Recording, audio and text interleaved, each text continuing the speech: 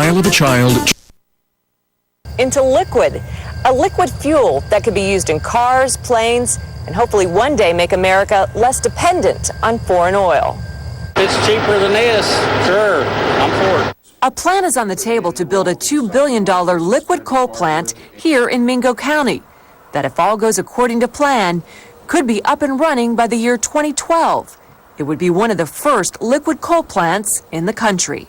We've got the raw product right here, so it just makes sense to do it right here. Williamson, West Virginia is home to the nation's largest coal yard.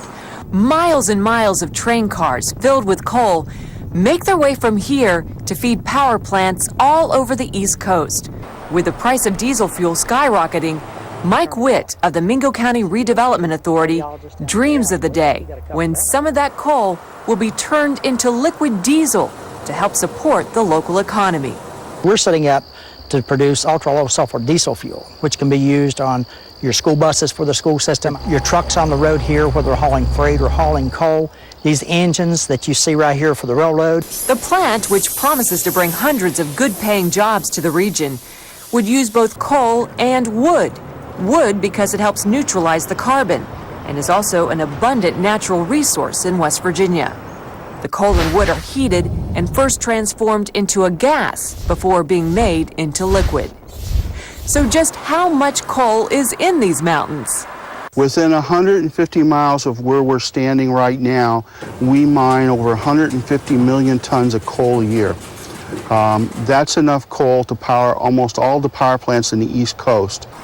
But what about the nation's energy crisis? Could liquid coal really help? Randy Harris, who has studied the idea for more than 20 years, says yes. If we were to take that coal and convert it into diesel fuel, for instance, 150 million tons of coal would create 300 million barrels of oil. We import into this country every day about 16 million barrels. West Virginia Congresswoman Shelley Moore Capito is also pushing hard for liquid coal. She wants Congress to mandate domestic production of 6 billion barrels of liquid from coal each year by 2022. She says the United States coal reserves are larger than the combined oil reserves of the rest of the world, including the Middle East. It will be less expensive.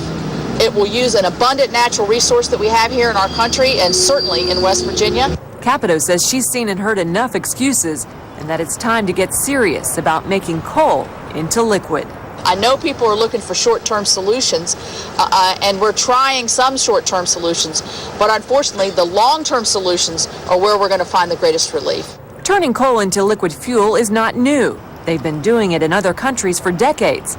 But the question remains, is it safe for the environment? All the studies and research that we've gotten done, it's very safe. The bottom line is, if we're not smart enough to figure out what our neighboring countries are doing for energy independence, such as South Africa, such as the Germans done in World War II, such as other countries, China's building 4 or 5 of these facilities right now, then we're going to be behind the curve. We can't continue to depend on foreign oil. But some environmentalists claim liquid coal is one of the dirtiest energy sources available, with double the greenhouse gas emissions of gasoline. Harris says that's not true, and that liquid coal plants actually burn cleaner than oil refineries. He says many obstacles remain, though, including waiting for Congress to set the rules on carbon emissions for coal to liquid technology.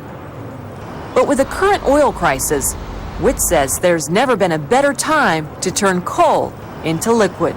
Somebody's got to do this, prove it can be done, and done successfully, so that other plants can pop up, throughout the United States, because we need them. Wendy Griffith, CBN News, Williamson, West Virginia.